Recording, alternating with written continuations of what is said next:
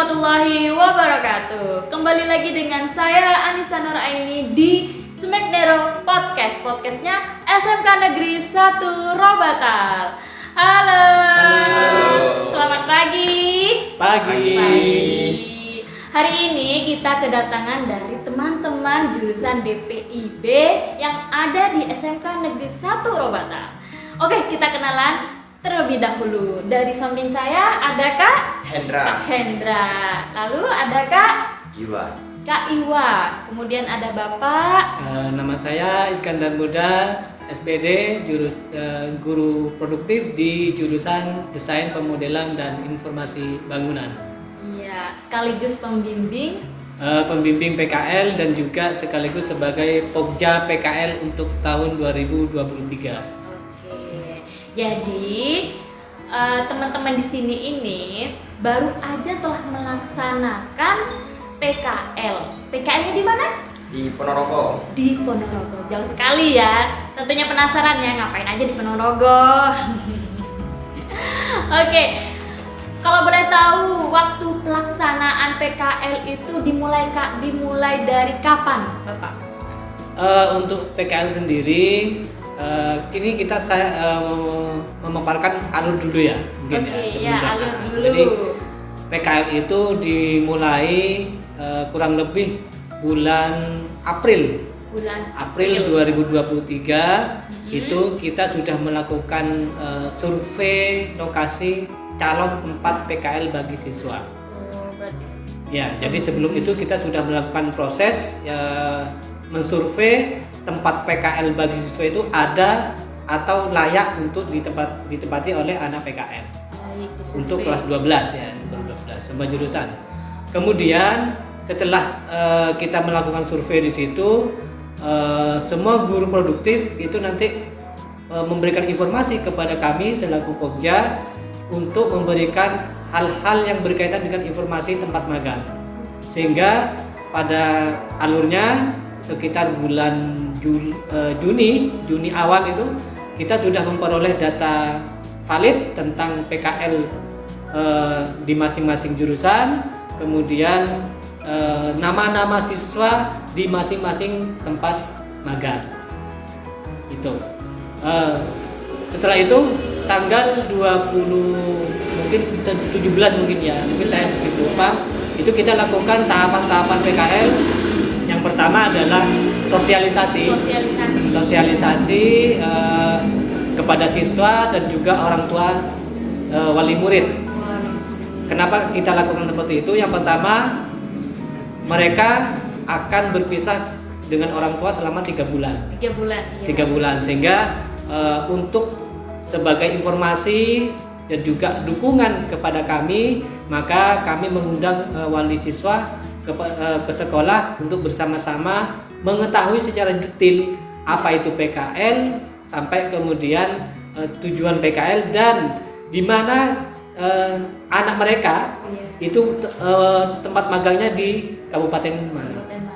Sehingga informasi-informasi seperti itu diketahui bersama antara kami dan juga wali murid untuk sebagai tolak ukur dan juga mungkin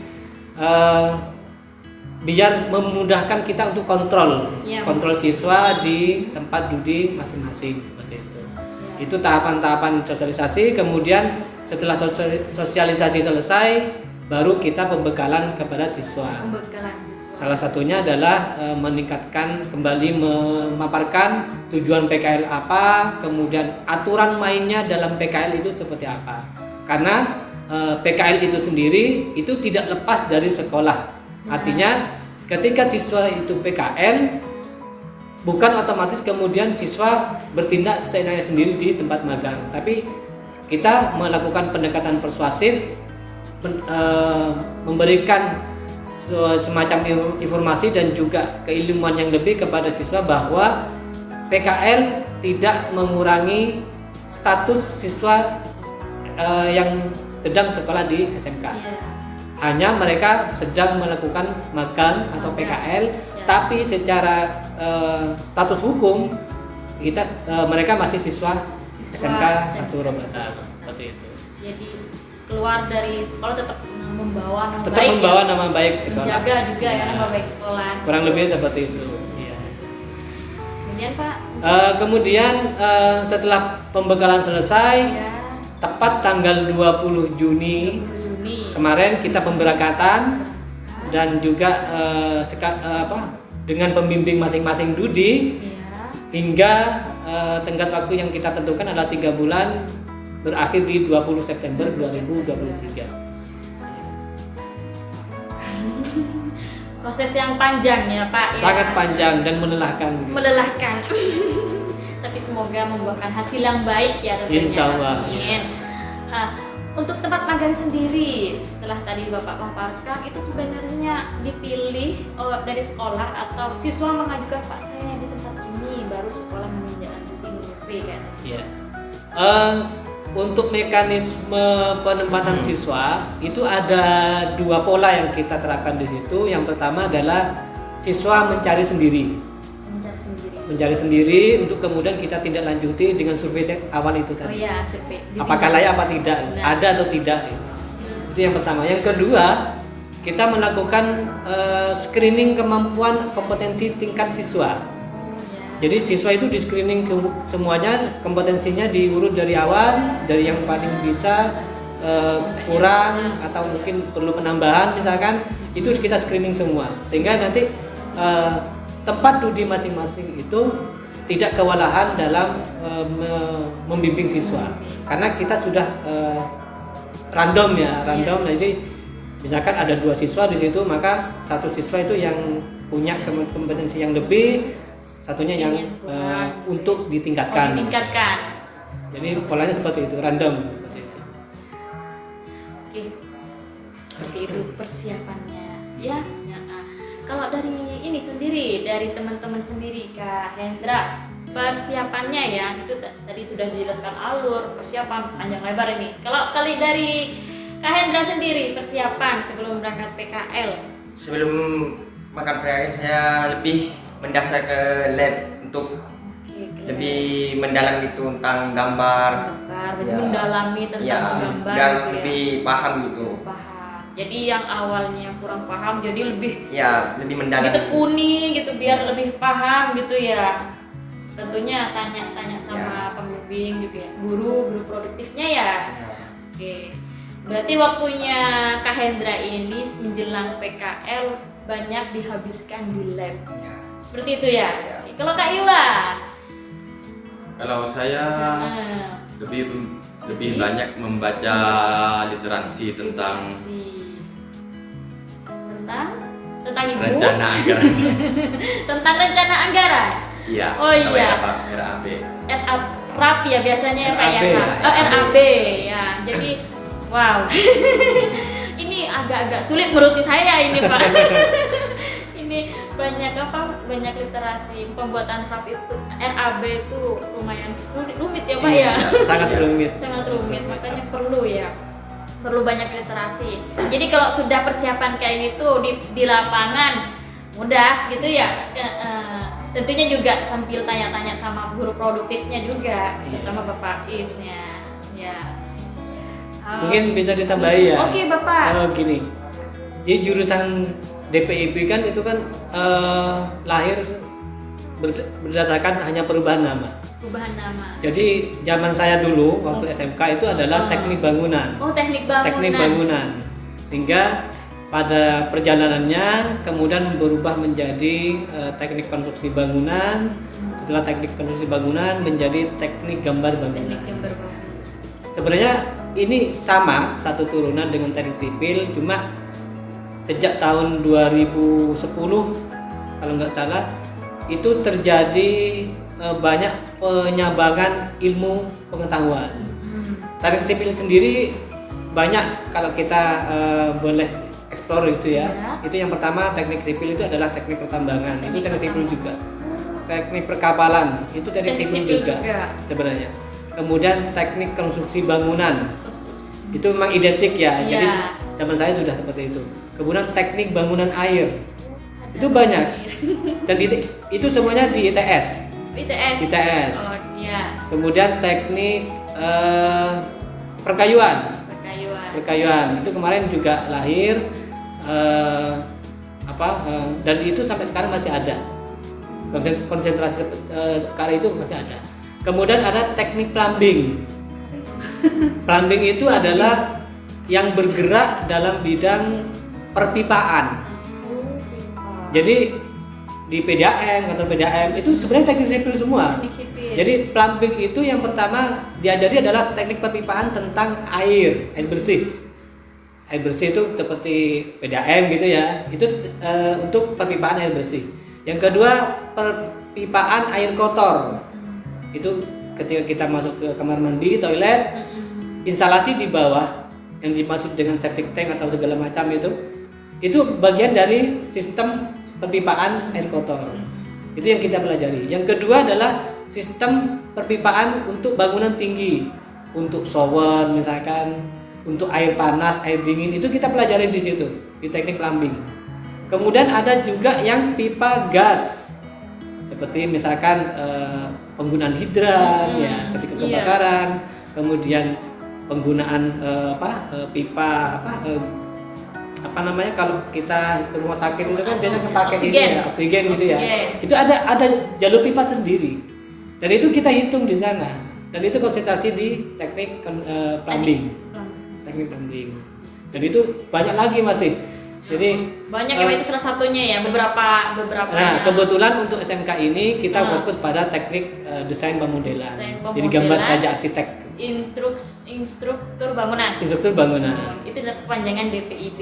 Jadi mungkin Smack Nerovius di rumah ini nggak tahu apa itu DPIB. DPIB adalah salah satu bagian dari teknik sipil ya Pak ya. Tentang bangunan, istilahnya seperti itu, orang awam menganggapnya itu DPIB itu kayak bangunan, gambar bangunan, seperti sederhananya itu seperti itu ya Pak. Jadi sebenarnya bukan hanya hari ini ya. Iya. Zaman saya dulu waktu SMK juga orang luar itu berpikirnya dalam tanda kutip, "Duh, ini kan sekolah tukang" gitu kan. Iya, benar. Kan gitu kan ya. Dan sampai hari ini masih ketika kita interaksi gitu ya. Ini jurusan apa? Ini kan jurusan tukang. Padahal teknik sipil itu bukan tukang. Iya. Tapi lebih di atasnya lagi. Iya. Minimal kita adalah pengawas gitu ya. Jadi proyek itu apakah berjalan sesuai dengan gambar yang sudah direncanakan apa tidak. Itu tingkatan engineer paling bawah. Baru kemudian ada drafter untuk gambar perencanaan. Kemudian ada quantity, itu bergerak di bidang perencanaan rancangan anggaran biaya. RAB itu ya. Kemudian ada quantity surveyor. Survei itu yang sering kita praktek pakai alat teodolit atau waterpass gitu ya. Jadi mengukur ketinggian leveling bumi, bentuk bumi misalkan. Itu ada sendiri. Kemudian ada pengawas pelaksanaan. Jadi pengawas itu ada 2 dalam proyek. Itu yang pertama adalah dari konsultan. Yang kedua pengawas dari kontraktor itu sendiri. Ini ada 2. Sehingga posisi-posisi untuk pekerjaan di teknik sipil itu sangat banyak sekali sebenarnya. Kalau kita banyak peluang berarti ini Pak ya. Tapi karena anggapannya orang yang kurang tahu mengenai teknik sipil dan bangunan, halah tukang aja masih sekolah, anggapannya seperti itu. Padahal tukang yang yang bata itu kan perlu ilmu ya Pak ilmu itu harus perlu dipelajari juga kayak gitu. Ya anggapan-anggapan seperti itu. Jadi ternyata banyak peluangnya di DPIB ini gitu. Teknik sipil ya? Teknik sipil gitu. Oke, seru sekali apabila kita masuk di DPIB gitu ya. Bagaimana, seru kan? Seru tentunya. Kalau ini kemarin itu yang ke lapangan? Iya. Itu keseruannya di lapangan itu. Seruannya itu bisa banyak pengalamannya itu ya. Bisa tahu tentang kualitas bangunan. Banyak. Pengerjaan. Pengerjaannya kualitas bangunan itu seperti apa. Jadi yang mulanya di sini teori kayak gitu ketika di PKL atau magang gitu ya. Kalau tidak tahu Smack Nerovius di rumah PKL itu apa? PKL itu kayak magang kayak gitu ya Pak ya. Jadi ini Kak Hendra ini ketika di lapangan tahu kualitas bangunan yang bagus itu seperti apa, bahannya Ya, kayak bahan. gitu ya. Jadi kalau nantinya ada tukang yang mau curang gitu, mau bikin rumah misalkan, Mas Hendra mau bikin rumah, terus tukangnya ada yang curang, paham ini produknya atau bahannya ini kurang Ya, bagus kayak kurang. gitu ya. Ya. Jadi paham itu sederhananya tuh seperti itu. Kalau misalkan kita masuk DPIB gitu ya, kita tahu yang baik dan bagus bahannya itu seperti apa. Jadi nggak ditipu-tipu. Gitu ya. Kebetulan kemarin untuk anak-anak yang magang di Ponorogo Oh iya. itu rumah sakit ya. Ya, rumah Rumah sakit. sakit. Nilainya kemarin berapa ini? Nilai pagu untuk proyeknya berapa kemarin? Anggarannya Iya. Anggarannya. hampir 11 M. Hampir Wah. 11 ya, 11 miliar. Ya. Ya, Uang seperti apa ya, Mas M? Itu tuh rumah sakit daerah berarti ya, Pak? Bukan apa? ya daerah. Rumah sakit daerah besar berarti. Sangat besar, seukuran rumah sakit daerah dengan nilai 11 miliar itu sebenarnya masih kecil sebenarnya. Mungkin pola pengerjaan proyek itu kan sekarang sudah ada dibagi menjadi paket ya, sistem paket. Jadi mungkin tetap tahun ini misalkan tidak bisa dikerjakan sekaligus sampai finish misalkan, maka dibuat paket di situ. Oke. Jadi paket pertama kita pekerjaan ini sampai pekerjaan ini misalkan. Tahun depan itu kita lanjutkan menjadi paket 2. Dari pekerjaan ini sampai Bersambung ya, kelanjutan kayak continue. gitu, continue lah gitu ya. Oke, tadi kan berbicara di pekerjaannya gitu. Kalau waktu PKL sendiri, ini jauh dari orang tua 3 bulan hingga pulang. Ya, agak pulang. 3 bulan, 3 bulan hingga pulang, nggak kangen sama orang tua? Kangen. Kangen, rindu. Punya pacar? Punya. Oh punya, bukan saya. Nggak ketemu sama pacar 3 bulan ini. Enggak. Bang Toyib dong. Oke, kalau makan di sana bagaimana? Kadang itu masak, kadang Masak. beli gitu. Kadang beli, kadang masak nasi sendiri. Ya, masak. Ikan beli. Ya, Iya, pengiritan. Ngekos di sana. Apa kontrak? kos Ngekos. Oke. Seru ya. sangat seru. Karena pertama kali ya mungkin jauh dari orang tua. Ya, Sering saya kalau main. Oh, sering. Gak apa-apa. Kan ini juga seru sama pekerjaannya juga kan ya. Oke, Bapak ini kan jauh ya. Mungkin dari satu jurusan DPIB yang paling jauh ini ya. Iya, Paling jauh kebetulan ini. yang paling jauh Paling jauh ini. Bagaimana sih Bapak memonitoring memonitoring Iwan sama Hendra ini? Iya. Untuk monitoring sendiri, mungkin kita tahapannya masih seperti biasa lah ya. Kita Oh, iya. melakukan monitoring itu ya sesuai dengan koridor. Artinya ketika kita ke sana, kita harus punya izin dulu, surat tugas dulu dari kepala sekolah Iya. untuk berangkat ke sana. Karena secara struktural kita memerlukan surat tugas dari kepala sekolah. Itu yang pertama. Yang kedua, hal-hal yang sifatnya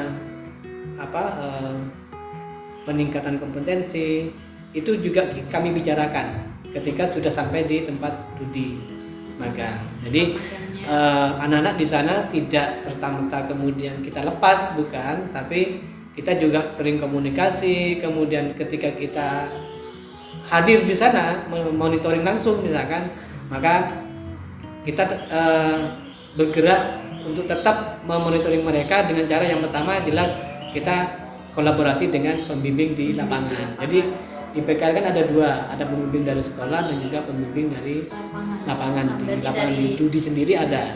Nah, itu kita jalin komunikasi yang menjadi titik poin misalkan peningkatan kompetensi itu di mana, itu kita bicarakan di situ. Sehingga antara sekolah dan juga tempat studi itu ada link and match-nya. Ya ada. Artinya dari segi teori misalkan teori tanpa kita mempraktek langsung itu kan serasa mustahil ya. Iya. Karena kita hanya membayangkan. Tapi dengan proses PKL ini harapannya kan teori itu seperti ini, prakteknya itu seperti apa. Nah, dari situ akhirnya siswa akan mengenali dan paham, oh proses perencanaan seperti ini, tahapan-tahapannya itu seperti ini. Karena kalau kita tidak belajar di situ, maka menjadi sebuah pengetahuan yang absurd ya. Iya, Karena benar.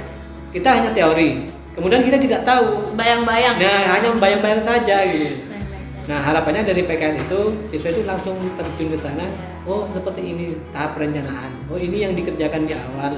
Ini boleh dikerjakan duluan. Sehingga nanti siswa yang bergerak untuk meningkatkan kompetensi secara pribadi.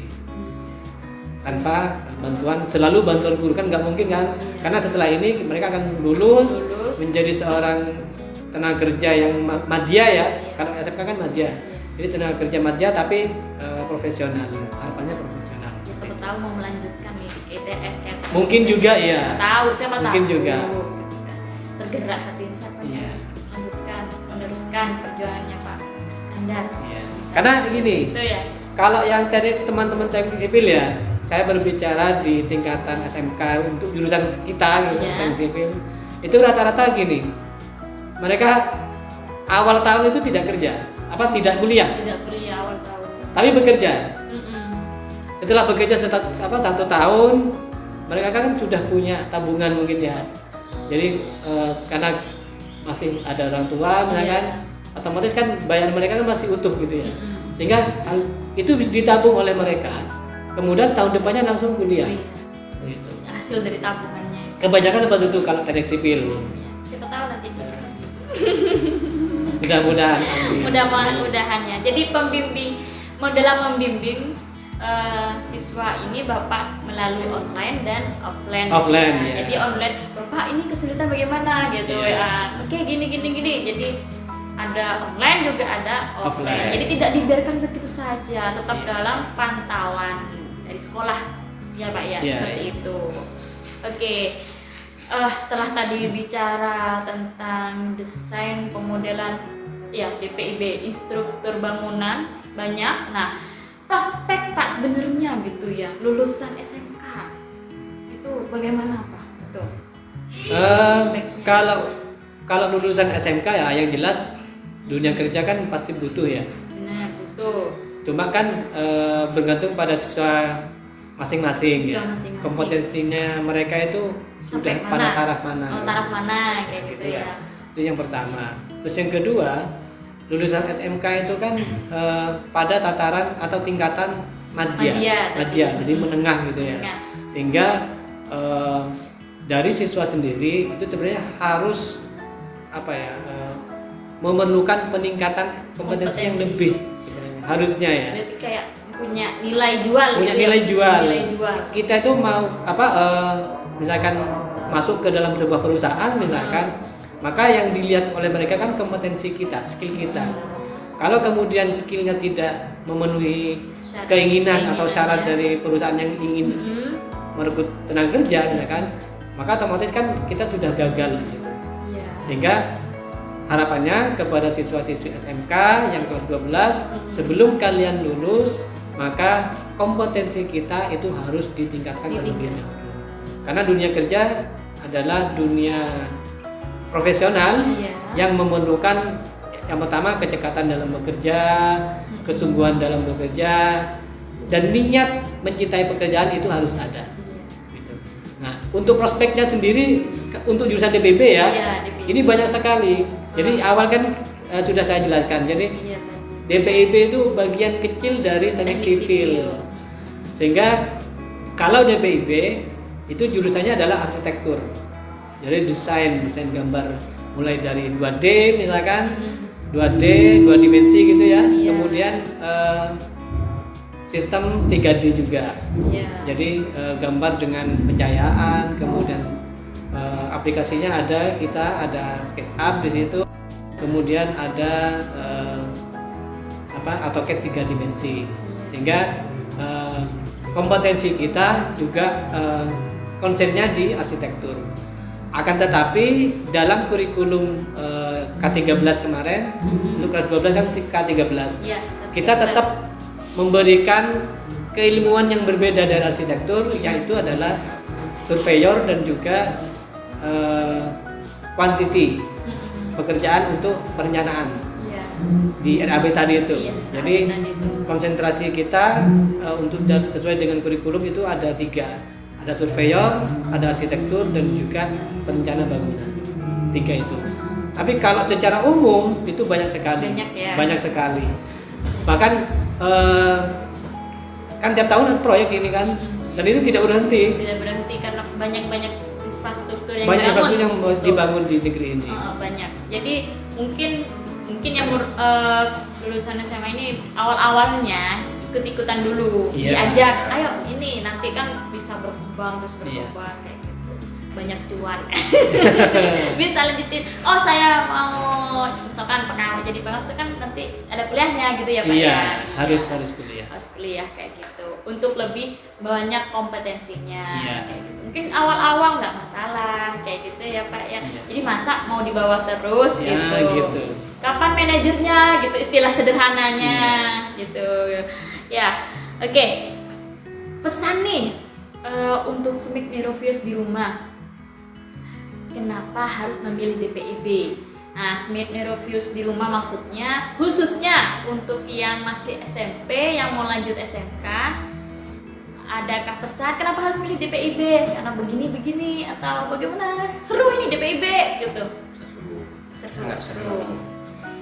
Seru ya. Ya. Kenapa harus milih DPIB Bapak?